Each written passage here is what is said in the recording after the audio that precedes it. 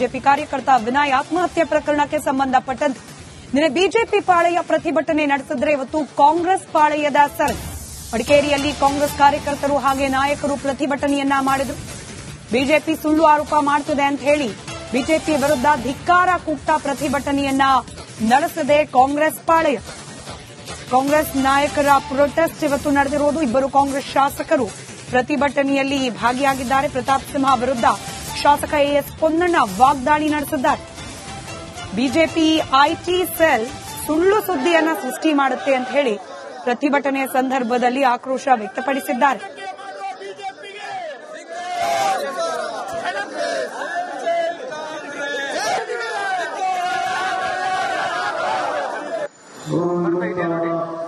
ಆತ್ಮಹತ್ಯೆಗೆ ಶರಣಾಗಿರುವಂತದ್ನ ನಾವು ಯಾರು ಕೂಡ ಜೀವಿಸೋಕೆ ಕೂಡ ಆಗ್ತಾ ಇಲ್ಲ. ಅವರಿಗೆ ವಿಷಾದವನ್ನು ವ್ಯಕ್ತಪಡಿಸಿ ಅವರ ಕುಟುಂಬಸ್ಥರಿಗೆ ಸಂತವನ್ನು ಹೇಳಿ ಅವರ ಜೊತೆಗೆ ನಾವು ಇದ್ದೀವಿ ಹೇಳುವಂತ ಮಾತನ್ನು ಕೂಡ ಕಳೆದ ನಾವೆಲ್ಲರೂ ಮಾತಾಡ್ತಾರೆ.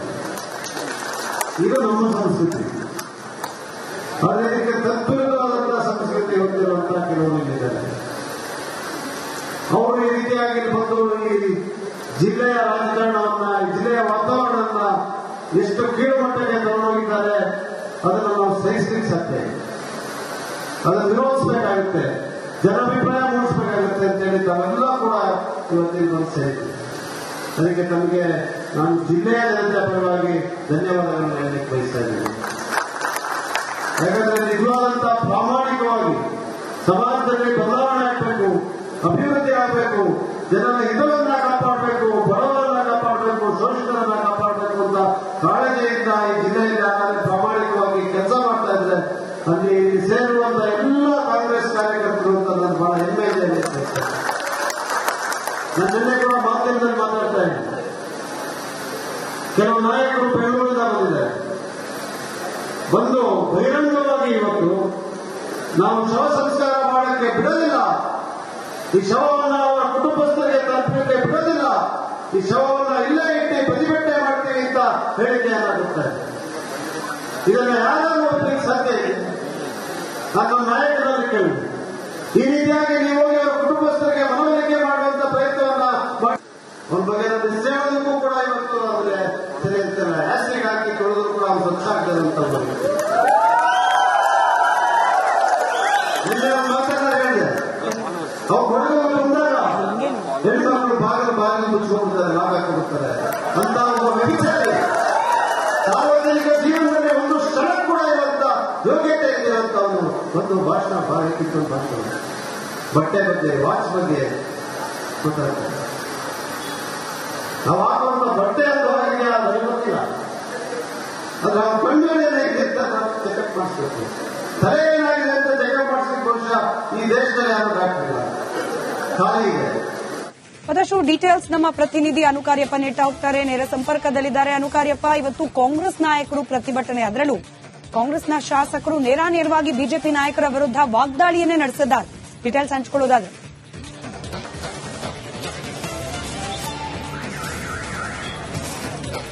ಸ್ಮಿತಾ, ನಿನ್ನೆ ಬಿಜೆಪಿಯವರು ಏನು ಕುಶಾಲನಗರದಲ್ಲಿ ಶವ ಇಟ್ಟು ಪ್ರತಿಭಟನೆ ಮಾಡಿದ್ರು, ಅದಕ್ಕೆ ಪ್ರತಿಯಾಗಿ ಇವತ್ತು ಕಾಂಗ್ರೆಸ್ನವರು ಪ್ರತಿಭಟನೆ ಮಾಡಿರುವಂತದ್ದು. ಯಾಕೆಂದ್ರೆ ನಿನ್ನೆ ಸಂಪೂರ್ಣವಾಗಿ ಅಲ್ಲಿ ಆಗಮಿಸಿದಂತ ಎಲ್ಲ ಬಿಜೆಪಿ ನಾಯಕರು ಕಾಂಗ್ರೆಸ್ ಶಾಸಕರ ಮೇಲೆ ಆರೋಪ ಮಾಡಿರುವಂತದ್ದು. ಕಾಂಗ್ರೆಸ್ ಶಾಸಕರೇ ಕಾರಣ, ಪೊಲೀಸರ ಕಿರುಕುಳವೇ ಕಾರಣ, ಪೊಲೀಸರು ಕಿರುಕುಳ ಕೊಡಲಿಕ್ಕೆ ಕಾಂಗ್ರೆಸ್ ಸರ್ಕಾರದ ಕುಮ್ಮಕ್ಕು ಕಾರಣ ಅಂತ ಹೇಳುವಂತದ್ದು.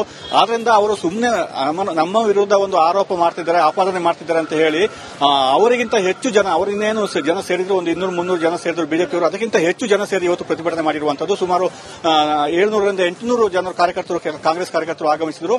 ಪ್ರಮುಖವಾಗಿ ಇಲ್ಲಿ ಗಾಂಧಿ ಮೈದಾನದಲ್ಲಿ ಸೇರಿ ನಂತರ ಪ್ರತಿಭಟನೆ ಮೆರವಣಿಗೆ ಹೋಗಿ ತಿಮ್ಮೆಯ ಸರ್ಕಲ್ ಏನಿದೆ ಅಲ್ಲಿ ಪ್ರೊಟೆಸ್ಟ್ ಮಾಡಿ ಅಲ್ಲಿ ಪ್ರತಾಪ್ ಸಿಂಹ ಅವರ ಪ್ರತಿಗತಿ ದಹನ ಮಾಡಿದ್ರು. ಅವರಿಗೆ ಚಪ್ಪಲಿ, ಆ ಪ್ರತಿಗತಿಗೆ ಅಂದ್ರೆ ಪ್ರತಿಗತಿಗೆ ಚಪ್ಪಲಿ ಹಾರ ಹಾಕಿ ದಹನ ಮಾಡಿರುವಂತದ್ದು, ಆಕ್ರೋಶವನ್ನು ಹೊರ ಹಾಕಿರುವಂತದ್ದು. ನಂತರ ಬಂದು ಇಲ್ಲಿ ಸಭೆ ನಡೆಯಿತು. ಇಲ್ಲಿಯೂ ಕೂಡ ಶಾಸಕ ಎಎಸ್ ಪೊನ್ನಣ್ಣ ಅವರು ಮಾಜಿ ಸಂಸದ ಪ್ರತಾಪ್ ಸಿಂಹ ಅವರು ತೀವ್ರ ವಾಗ್ದಾಳಿ ನಡೆಸಿದ್ದಾರೆ. ಅಂದ್ರೆ ಪ್ರತಾಪ್ ಸಿಂಹ ಹೋದ ಕಡೆ ಎಲ್ಲ ವೈಯಕ್ತಿಕವಾಗಿ ನಮ್ಮ ಟೀಕೆ ಮಾಡ್ತಾ ಇದ್ದಾರೆ, ಮಾತಾಡ್ಲಿಕ್ಕೆ ಆಗುತ್ತೆ ಅಂತ ಹೇಳಿ ಏನು ಬೇಕಾದ್ರೂ ಮಾತಾಡಬಹುದು ಅಂತ ಮಾಡೋದ್ರಲ್ಲಿ ಆಗಲ್ಲ, ಗೂಂಡಾಗಿರಿ ನಡೆಯಲ್ಲ, ಗೂಂಡಾಗಿರಿಯನ್ನು ಮಟ್ಟ ಹಾಕುವ ಕೆಲಸವನ್ನು ನಾವು ಮಾಡ್ತೇವೆ ಅಂತ ಹೇಳಿ ಅವರ ಮೇಲೆ ವಾಗ್ದಾಳಿ ನಡೆಸಿರುವಂತದ್ದು. ಅಂದ್ರೆ ಆಸಿಡ್ ಹಾಕಿ ತುಳಿದರೂ ಕೂಡ ಅವರು ಸ್ವಚ್ಛ ಆಗಲ್ಲ, ಅಂತವ್ರ ಬಗ್ಗೆ ಮಾತಾಡ್ಲಿಕ್ಕೆ ಅವರ ಹೆಸರು ಹೇಳಲಿಕ್ಕೆ ಕೂಡ ನನಗೆ ನಾಚಿಕೆ ಆಗುತ್ತೆ ಅಂತ ಹೇಳಿ ಸ್ಪಂದನ ಅವರು ಒಂದು ತೀವ್ರ ವಾಗ್ದಾಳಿಯನ್ನು ನಡೆಸಿದ್ದಾರೆ.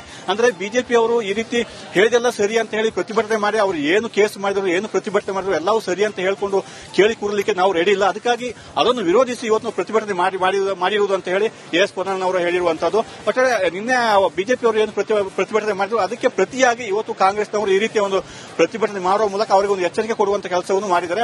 ಆ ರೀತಿಯ ಹೇಳಿಕೆಯನ್ನು ಕೂಡ ಅವರು ನೀಡಿರುವಂತದ್ದು. ಸ್ಮಿತಾ, ರೈಟ್, ಧನ್ಯವಾದ ಅನುಕಾರ್ಯಪ್ಪ ಮಾಹಿತಿಗಾಗಿ. ಬಿಜೆಪಿ ಕಾರ್ಯಕರ್ತ ವಿನಯ್ ಆತ್ಮಹತ್ಯೆ ಪ್ರಕರಣಕ್ಕೆ ಸಂಬಂಧಪಟ್ಟಂತೆ ನಿನ್ನೆ ಬಿಜೆಪಿ ಪಾಳೆಯ ಪ್ರತಿಭಟನೆ ನಡೆಸಿದ್ರೆ ಇವತ್ತು ಕಾಂಗ್ರೆಸ್ ಪಾಳೆಯದ ಸರ್ ಮಡಿಕೇರಿಯಲ್ಲಿ ಕಾಂಗ್ರೆಸ್ ಕಾರ್ಯಕರ್ತರು ಹಾಗೆ ನಾಯಕರು ಪ್ರತಿಭಟನೆಯನ್ನ ಮಾಡಿದ್ರು. ಬಿಜೆಪಿ ಸುಳ್ಳು ಆರೋಪ ಮಾಡುತ್ತಿದೆ ಅಂತ ಹೇಳಿ ಬಿಜೆಪಿ ವಿರುದ್ಧ ಧಿಕ್ಕಾರ ಕೂಗ್ತಾ ಪ್ರತಿಭಟನೆಯನ್ನ ನಡೆಸಿದೆ ಕಾಂಗ್ರೆಸ್ ಪಾಳೆಯ. ಕಾಂಗ್ರೆಸ್ ನಾಯಕರ ಪ್ರೊಟೆಸ್ಟ್ ಇವತ್ತು ನಡೆದಿರುವುದು. ಇಬ್ಬರು ಕಾಂಗ್ರೆಸ್ ಶಾಸಕರು ಪ್ರತಿಭಟನೆಯಲ್ಲಿ ಭಾಗಿಯಾಗಿದ್ದಾರೆ. ಪ್ರತಾಪ್ ಸಿಂಹ ವಿರುದ್ಧ ಶಾಸಕ ಎಸ್ ಪೊನ್ನಣ್ಣ ವಾಗ್ದಾಳಿ ನಡೆಸಿದ್ದಾರೆ. ಬಿಜೆಪಿ ಐಟಿ ಸೆಲ್ ಸುಳ್ಳು ಸುದ್ದಿಯನ್ನ ಸೃಷ್ಟಿ ಮಾಡುತ್ತೆ ಅಂತ ಹೇಳಿ ಪ್ರತಿಭಟನೆ ಸಂದರ್ಭದಲ್ಲಿ ಆಕ್ರೋಶ ವ್ಯಕ್ತಪಡಿಸಿದ್ದಾರೆ.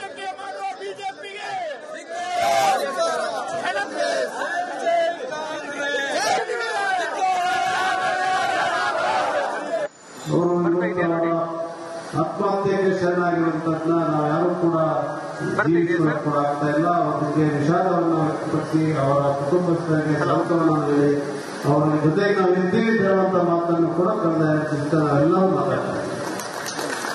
ಇದು ನಮ್ಮ ಸಂಸ್ಕೃತಿ. ಆದರೆ ಇದಕ್ಕೆ ತದ್ವಿರುದ್ಧವಾದಂತಹ ಸಂಸ್ಕೃತಿ ಹೊಂದಿರುವಂತಹ ಕೆಲವರು ಇದ್ದಾರೆ. ಅವರು ಈ ರೀತಿಯಾಗಿ ಬಂದು ಈ ಜಿಲ್ಲೆಯ ರಾಜಕಾರಣವನ್ನ, ಜಿಲ್ಲೆಯ ವಾತಾವರಣವನ್ನ ಎಷ್ಟು ಕೀಳುಮಟ್ಟಕ್ಕೆ ತಗೊಂಡೋಗಿದ್ದಾರೆ ಅದನ್ನು ನಾವು ಸಹಿಸಲಿಕ್ಕೆ ಸಾಧ್ಯ.